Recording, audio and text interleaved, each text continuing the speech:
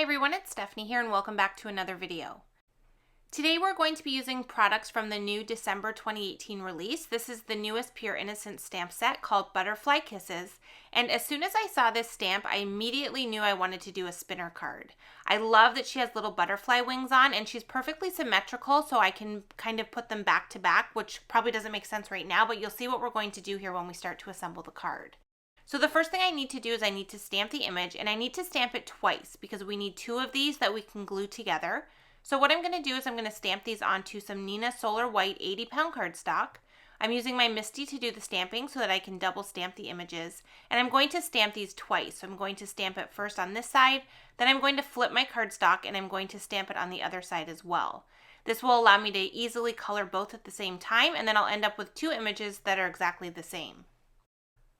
Once I have the images stamped out, I'm going to go ahead and do all of my coloring. So for the coloring, I'm going to be using my Copic markers, and I'm just going to kind of speed through the coloring, and I'm going to show you the coloring of one of the girls. I'm not going to actually go through all of the coloring of both because I'm going to do them exactly the same. So once I color one portion, I'm going to do the other portion off camera on the other girl, and then I will continue on until I have both of these images fully colored. I didn't really have a color palette in mind when I started the images. I just knew I wanted to create a green dress on the girl and then have some color on her wings. So for the green, I decided to go out of my normal green combination, which is more of a lime green color. I usually gravitate towards YG01, YG23, and YG17. But for this one here, I decided to go with more of like a minty green. So I used a combination of G00, G02, and G16. And for this, I just started out with the lightest color first and fully colored in her dress to get the paper really saturated. If you have the paper fully saturated, that's really going to help with the blending when you bring in the additional colors. I then kind of just go back and forth with my dark and medium color as well as the lighter one and just kind of keep adding color until I have it blended how I want it. For her hair, I'm going to use E55, E57, and E59. This is my typical brown color combination anytime I want to have brown hair. I want it to look like she's wearing black patent leather shoes, so I'm going to use a C9 marker to color those. And since they are so small, I'm not going to worry about doing any shading. I'm just going to color them completely in. And then for her butterfly wings, I decided to go with a corally red color for the inside of the wings. So I'm using R30, R32, and R35. And I'm just starting out once again with that lightest color, and then I'm bringing in the two darker colors and blending them out until I have a really nice even blend. Of all of the Copic markers, I find that the R30 is the one that I have the most problem with bleeding, so I always try to be a little more sparing when I add that color to the paper, since I don't want it to bleed out of the wings that I'm coloring there. Then once I'm done with the red colors, I'm going to come in with some aquas to do the outside of the wings. This is BG11, BG32, and BG15. This is my go-to color combination anytime I'm trying to get an aqua look, and I just did the same thing and started lightest and went with my dark and medium after. Now that I have everything colored, I went ahead and die cut these, and now you can see I have two of the exact same image that we're going to kind of sandwich together over some string to create a spinner card. So in order to do that, we need to assemble the rest of the card that we're going to add her to. So the first thing I had to do was decide on the window opening on the card. I usually do like a rectangle type or a square. I don't tend to use ovals very often, but I did find that I really liked how she was positioned in the center of an oval design, so I decided to go with that for this card. So I have two different ovals here. I have the stitched oval stacks, and that's what we're going to use to create the window. And then I have a scallop oval frame that we're going to use to add a little bit of interest to the front of the card. So the first thing I did was I picked out a pattern paper from the Petite Plaid pattern paper pack. I went with one that kind of matched our image, and then I added that directly to my card front, and I went and did some die cutting with the ovals. I die cut the stitched oval out of the center of the card front, and you just want to make sure you have your card open when you do the die cutting so you don't accidentally cut through the back. And then I also cut it through a piece of white cardstock that I had cut down slightly smaller than the card base. And this is going to be for the inside of the card, and it's what's going to kind of cover up the string that we're going to add inside of there to create the spinner.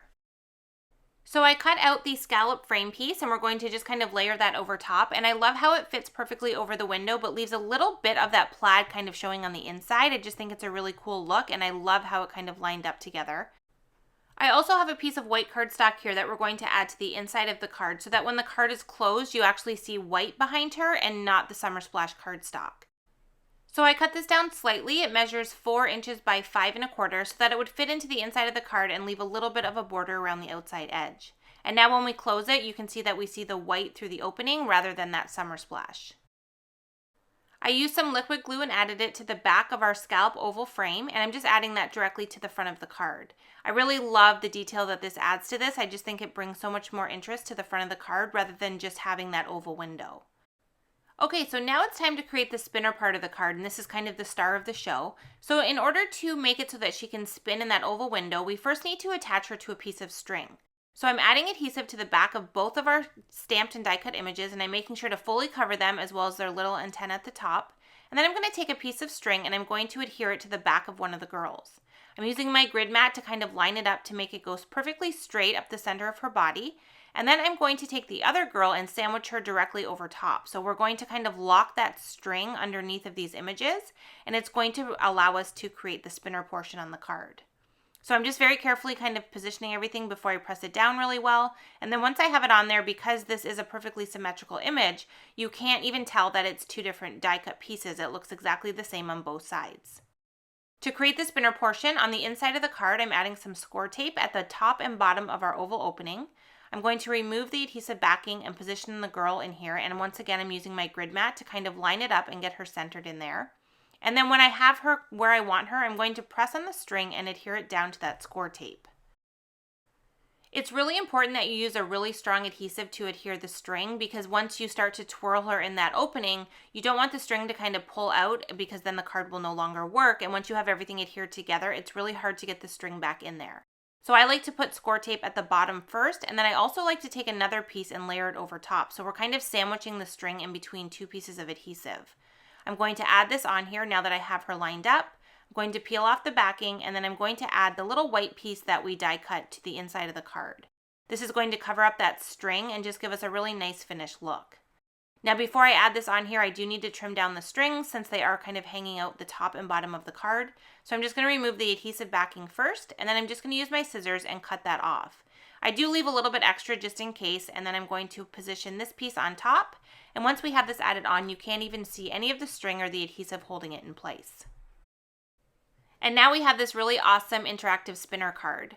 One of my favorite things to do is twirl it a ton and then close the card to kind of hold her in place. And then when the recipient opens it and pulls it out of the envelope, because we've spun her around so much, she really spins a whole bunch when the card gets opened.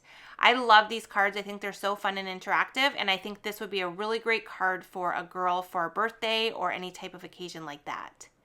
To finish off the card, I stamped a sentiment onto a piece of white cardstock and trimmed it down into a sentiment strip and added it onto the bottom. And then I also added some clear sequins with some stardust stickles in the center. And then I thought it would be fun to add some of those same stardust stickles to some of her butterfly wings and her antenna, just to add a little bit of sparkle and shine to her.